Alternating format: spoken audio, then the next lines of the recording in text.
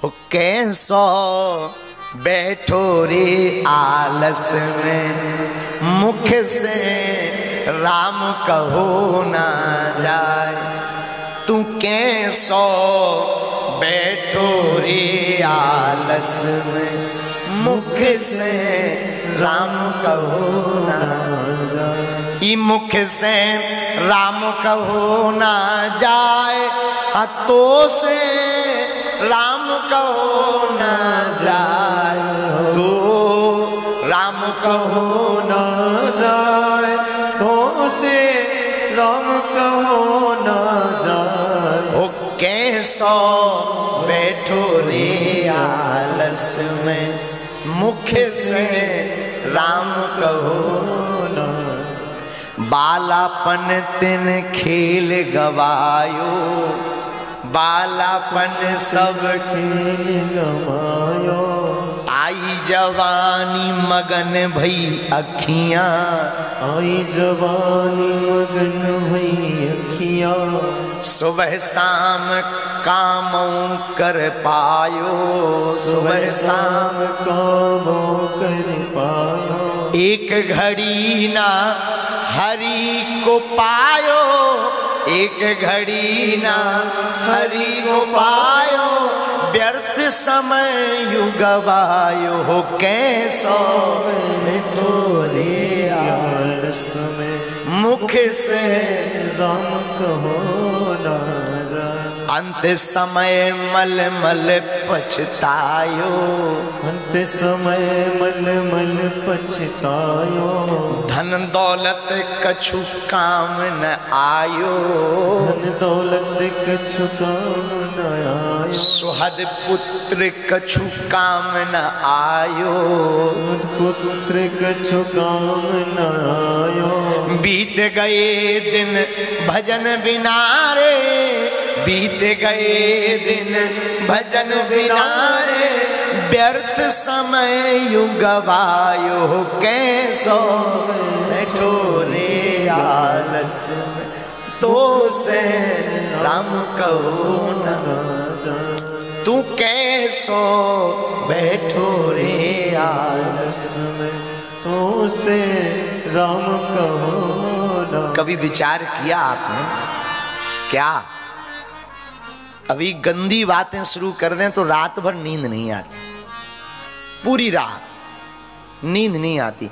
एक दिन हो जाए, 2 दिन हो जाए, आंखों में झपकी तक नहीं लगती। और कह दें भैया रामायण पढ़ो, अरे महाराज मूड दर्द करत नक्कटा ठटरी के बरे है। कह दो कि भैया जरा माला तो जप लो, और वो माला जपे और 2 माला बाद तरह तरह की खुजली करेगा, और 2 मिनट में का निकालेगा, मोबियाल निकालेगा। हेलो, अब माला धरी है, का बात वाह। अरे भैया, काम की चर्चा में तुम्हें नींद नहीं आती, राम की चर्चा में नींद आती। इसका अर्थ जानते हो क्या है?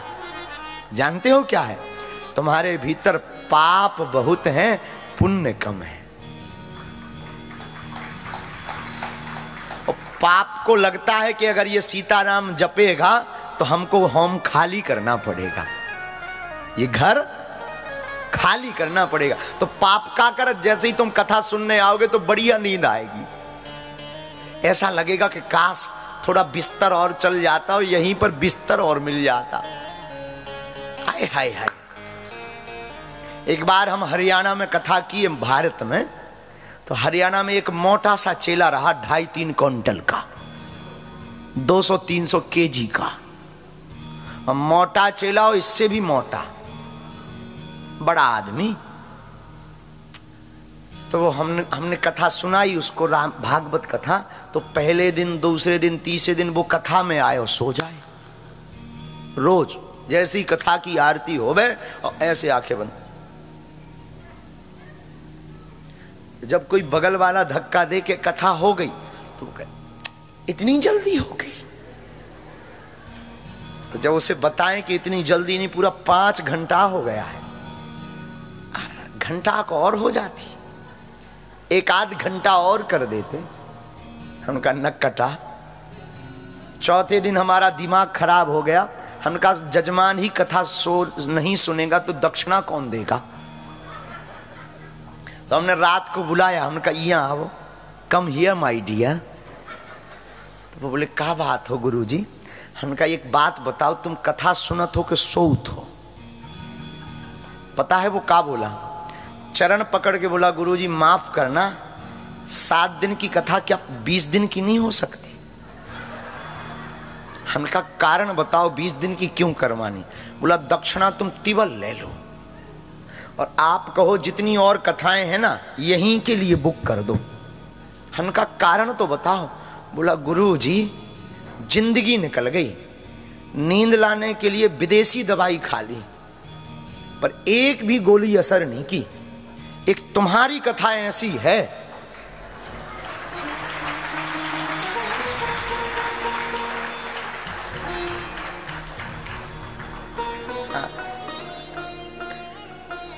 आपकी कथा ऐसी है कि अभी 3 दिन से हम गोली नहीं खाए और 3 घंटा हमें 1 घंटा नजर आता है। हमने कहा मार लिया। हमने कहा भैया ये कोई नींद की दवाई नहीं है, कथा भय रोग की दवाई है। ये संसार सागर के रोग को मिटाकर परमात्मा से जोड़ती है। तो उसने पूछा महाराज नींद क्यों आती? हमने कहा आगे के लगे जिंदगी भर पाप करता रहा ना, तो उन पापों को लग रहा कहीं अगर ये आदमी कथा सुन लिया तो हमें हाउस खाली करना पड़ेगा। इसलिए आप कोई भी हो जो बहुत ज्यादा पापी होता ना, वो कथा में बैठेगा ना तो कथा होते के बीच में पाप उठे अकुलाए, या सूवे या लड़ पड़े या उठकर भग जाए। कथा के बीच में ना पाप अकुलाते हैं, तो या तो कथा में आते ही तुम्हें भयंकर नींद आएगी गजब की, और नींद नहीं आएगी तो तुम बगल वालों के बाल तानोगे, चोटी तानोगे, या मोबाइल चलाओगे मूवी आयल, और या फिर तुम लड़ पड़ोगे या उठकर भग जाओगे। लेकिन जो दृढ़ प्रतिज्ञ होकर के कथा सुनता है ना, बुरा मत मानना, भाग जाना तो सरल है, जाग जाना बहुत कठिन है।